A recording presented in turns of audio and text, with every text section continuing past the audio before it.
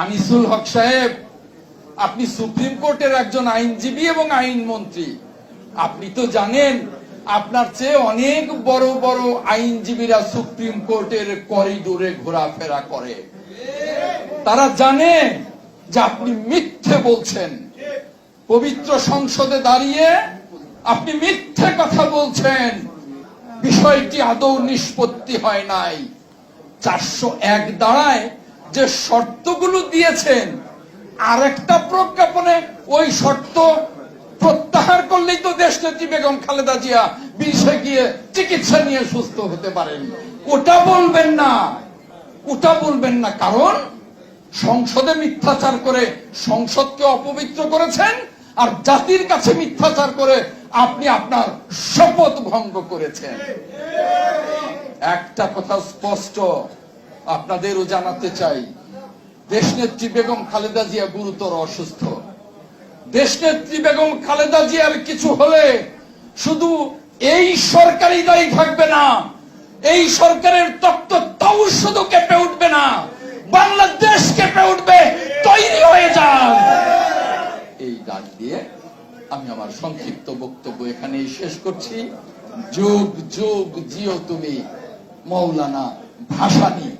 শেষ আর একটা লাইন যোগ করতেই হয়। প্রজন্ম থেকে প্রজন্ম যাদের নেতৃত্বে আন্দোলন করছি, স্বাধীনতার যুদ্ধ করেছি শহীদ রাষ্ট্রপতি জিয়াউর রহমানের নেতৃত্বে, পরবর্তীতে দেশটা করেছি ওই পরিবারের দ্বিতীয় প্রজন্ম দেশনেত্রী বেগম খালেদা জিয়ার নেতৃত্বে, আর এখন নতুন করে গণতন্ত্রকে পুনরুদ্ধার করবার জন্য ওই পরিবারের তৃতীয় প্রজন্ম দেশনায়ক তারেক রহমানের নেতৃত্বে আমরা সকলে আগামী দিনের চূড়ান্ত আন্দোলনে অংশ নেব। মৌলানা ভাসানীর বাংলাদেশ আজকে কোথায়? মৌলানা ভাসানীর বাংলাদেশ আজকে লন্ডভন্ড। আজকে মৌলানা ভাসানীর বাংলাদেশে গণতন্ত্র নেই, ভোটের অধিকার নেই। এই সময়কার একজন জাতীয় বীর, আমি জাতীয় বীর বলবো, নির্বাচন কমিশনার মাহবুব তালুকদার, তিনি বলেছেন গণতন্ত্র লাইফ সাপোর্টে আর নির্বাচন আইসিইউতে। আমি মনে করি মাহবুব তালুকদারের এই বক্তব্যই প্রমাণ করে আজকে গণতন্ত্র কোথায়, আজকে মানুষের অধিকার কোথায়, আজকে নির্বাচনী ব্যবস্থা কোথায়। কদিন আগে সরকার কাউকে জানান না দিয়ে তেলের দাম বাড়িয়েছে 15 টাকা করে লিটারে। এই তেলের দাম কেন বাড়ানো হলো? সরকার বলছে যে আমদানিতে বাড়তি হওয়ার জন্য যে বেশি টাকা লাগবে সেটা সমন্বয় করবার জন্য। আমি বলবো না, আজকে যারা লুটপাট করছে তাদের পকেটকে ভারী করবার জন্য এই তেলের দাম বাড়ানো হয়েছে, আর কিছু নয়। কারা দেবে? শোষণ। শোষণ কাদেরকে করা হচ্ছে? বাংলাদেশের মানুষকে শোষণ করা হচ্ছে। প্রিয় ভাইরা, গতকালকের সংসদে আইনমন্ত্রী কয়েকটা কথা বলেছেন। আপনারা জানেন আমাদের প্রিয় নেত্রী, বাংলাদেশের 20 কোটি মানুষের প্রিয় নেত্রী, বাংলাদেশের তিনবারের সাবেক সফল প্রধানমন্ত্রী দেশনেত্রী বেগম খালেদা জিয়া মৃত্যুর সাথে পাঞ্জা লড়ছে। তাকে বিদেশ পাঠাবার জন্য বিএনপি এবং তার পরিবার উপর্যুপরি আবেদন করছে, চেষ্টা করছে, আহ্বান জানাচ্ছে। তার সাথে সারা বাংলাদেশের বুদ্ধিজীবী, সারা বাংলাদেশের গুণীজনেরা সকলে আবেদন জানাচ্ছে। তার প্রেক্ষিতে আইনমন্ত্রী আনিসুল হক বলেছেন ওটা নিষ্পত্তি হয়ে গেছে। কি নিষ্পত্তি হয়েছে? যে উনাকে 401 ধারায় মুক্তি দেয়া হয়েছে, আর কিছু নেই। কালুত্তীর্ণ নেতা বিশাল মহিরুহ মৌলানা আব্দুল হামিদ খান ভাসানীর উফাত বার্ষিকী উপলক্ষে মৌলানা ভাসানী মৃত্যুবার্ষিকী উদযাপন জাতীয় কমিটির আয়োজনে আজকের এই আলোচনা সভার সম্মানিত সভাপতি, সাবেক মন্ত্রী, বাংলাদেশ জাতীয়তাবাদী দলের সংগ্রামী ভাইস চেয়ারম্যান, জননেতা জনাব আব্দুল্লাহ নোমান। প্রধান অতিথি হিসেবে উপস্থিত আছেন বাংলাদেশ জাতীয়তাবাদী দলের সংগ্রামী মহাসচিব, জননন্দিত জননেতা, সাবেক মন্ত্রী, জননেতা জনাব মির্জা ফখরুল ইসলাম আলমগীর।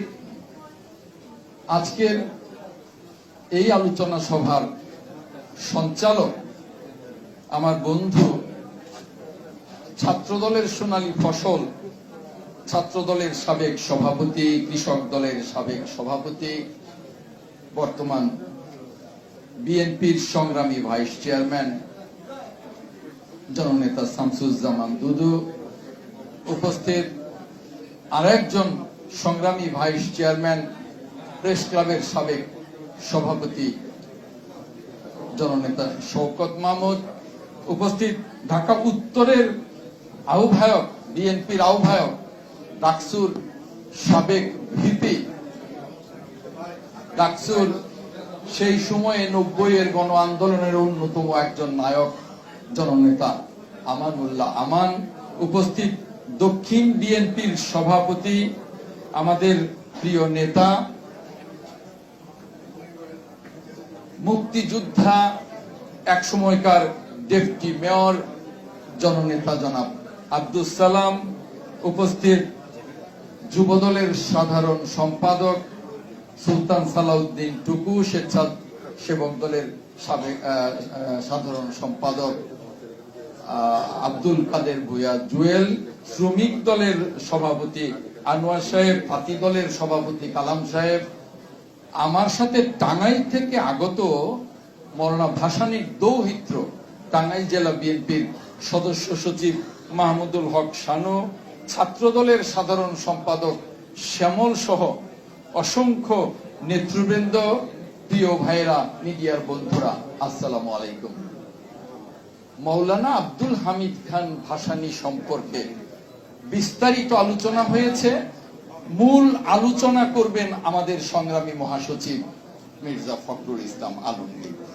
তাই অতি সংক্ষেপে দুটো কথা বলেই আমি আমার বন্ধু দুদু এবং আলমগীর ভাইকে সুযোগ দিতে চাই। মৌলানা ভাসানীর বাংলাদেশ আজকে কোথায়? মৌলানা ভাসানীর বাংলাদেশ আজকে লন্ডভন্ড। আজকে মৌলানা ভাসানীর বাংলাদেশে গণতন্ত্র নেই, ভোটের অধিকার নেই। এই সময়কার একজন জাতীয় বীর, আমি জাতীয় বীর বলবো, নির্বাচন কমিশনার মাহবুব তালুকদার, তিনি বলেছেন গণতন্ত্র লাইফ সাপোর্টে আর নির্বাচন আইসিইউতে। আমি মনে করি আমরা সকলে আগামী দিনের চূড়ান্ত আন্দোলনে অংশ নেব, এই আহ্বান জানিয়ে আমি আমার বক্তব্য শেষ করছি। আল্লাহ হাফেজ। বাংলাদেশ জিন্দাবাদ। ধন্যবাদ অ্যাডভোকেট আহমদ আজম। এই পর্যায়ে বক্তব্য রাখবেন